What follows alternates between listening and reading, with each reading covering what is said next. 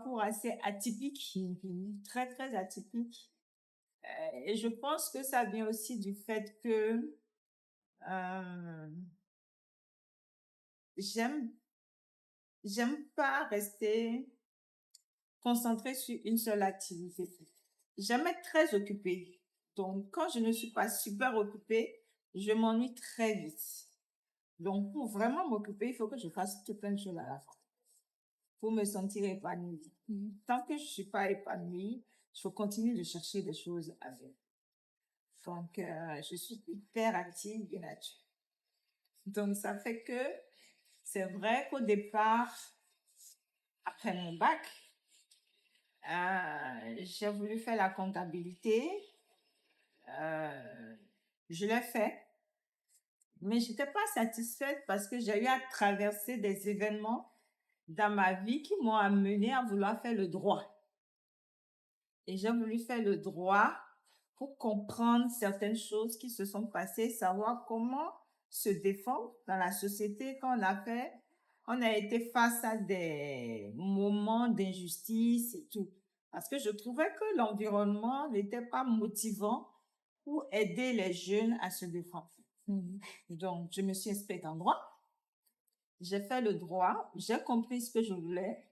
Donc, j'ai un background juridique qui me permet aujourd'hui de comprendre beaucoup de choses et de me défendre quand quand je fais face à de l'injustice ou bien quand il y a de l'injustice au-dessus de moi, je peux me permettre de comprendre juridiquement qu'est-ce que ça peut impliquer. Mais je l'ai pas comme profession. C'est vrai que j'aime le commerce. J'aime beaucoup travailler, j'aime chercher de l'argent, comme on dit ici. Donc, je me suis spécialisée dans le marketing et le management d'entreprise, ce qui m'a amené à faire MBA à l'École supérieure de gestion de Paris. Et j'ai eu à travailler dans la brasserie. J'ai géré le pôle marketing d'une entreprise qui opère dans la brasserie. Après, j'ai géré une entreprise informatique qui travaille dans l'informatique pendant de très longues années.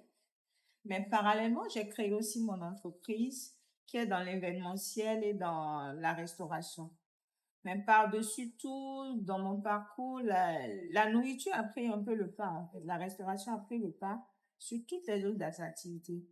Donc, j'ai commencé à me concentrer plus sur la restauration, mais ça a pris un pic avec l'aide de l'ambassade des États-Unis. Quand j'ai été recrutée, mais sur concours, puisque c'est sur appel d'offres et sur concours culinaire, que j'ai été sélectionnée comme la meilleure pour m'occuper de la restauration de l'ambassade des États-Unis depuis quand même 8 ans.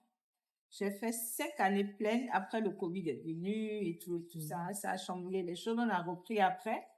Mais depuis 2023, nous sommes en arrêt parce ils sont dans un processus et comme on sait, voilà.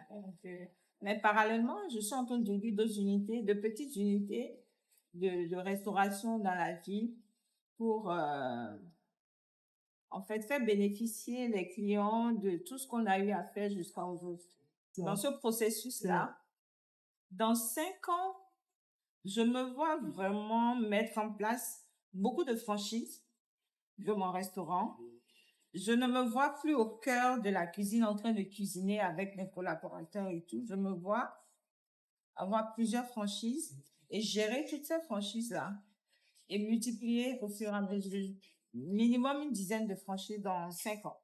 Parce que c'est possible. C'est pas quelque chose d'extraordinaire. C'est possible si on veut vraiment. Et je suis en train de mettre en place une politique qui va dupliquer facilement.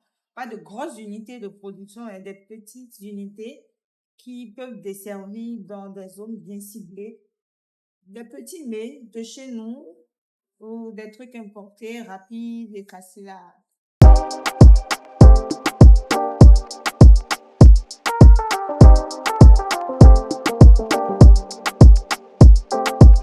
cuisine contribue énormément. Ouais. Parce que pour faire la cuisine, il faut d'abord avoir la matière première. Et pour avoir la matière première, il faut s'adresser disons, aux revendeurs ou aux grossistes. Les grossistes, ils vont s'adresser aux cultivateurs, ceux qui cultivent. Et c'est une manière, c'est une chaîne de production, en fait. Ceux qui cultivent, ils envoient au marché. Les autres, ils revendent. Nous, on achète, on transforme ça. Et pour transformer, on recrute des gens pour travailler avec nous. Et ces personnes qu'on recrute, ils sont à notre charge. On les paye. Et ce qu'on produit, c'est pour les clients qui viennent acheter pour se satisfaire. Donc, je pense que c'est une chaîne de production quand même qui contribue au développement dans le sens que ça permet à toutes les personnes sur la chaîne d'abord de subvenir à leurs besoins,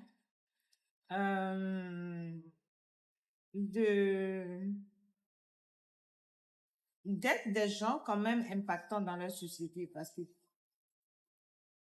pour que la personne soit le cultivateur, pardon, soit quelqu'un d'important dans sa communauté. Il suffit pas de cultiver ici la personne pour acheter. Donc, il faut des ressources. Quand on achète, on lui apporte des ressources. Avec ces ressources, il prend soin des gens de sa communauté, de sa famille et tout ça. C'est une manière de contribuer au développement. Celle qui va acheter, elle achète, elle revend, elle gagne un peu plus, elle contribue à l'épanouissement de sa famille. Tout ça, c'est pour le développement. Ça améliore les conditions de vie. On paye nos collaborateurs, eux aussi s'occupent aussi de leur famille. Nous-mêmes, on gagne de l'argent, on prend soin des gens qui nous entourent et on contribue à l'économie de notre pays comme ça. On paye les impôts, on paye les charges et les charges salariales et tout ça. Donc, on participe à 100% au développement de notre communauté. Et on aide aussi ceux qui sont dans le besoin de temps en temps, pas tout le temps. Mais voilà, je pense que on contribue de cette manière-là à ce que les choses évoluent et changent autour de nous. On développe plus d'unités de production. Il y a beaucoup de jeunes qui n'ont pas de travail, qui errent dans la vie ou bien qui ont tout le temps des problèmes. On les recrute, on les forme, on leur fait acquérir un savoir-faire. Il y en a qui n'ont pas de formation, il y en a qui ont des formations mais qui ne sont pas professionnels. Donc, on les aide à se professionnaliser. Et ça leur rajoute la valeur ajoutée. Et ceux-ci grandissent, ils se construisent. Et c'est une manière d'améliorer quand même le mode de vie.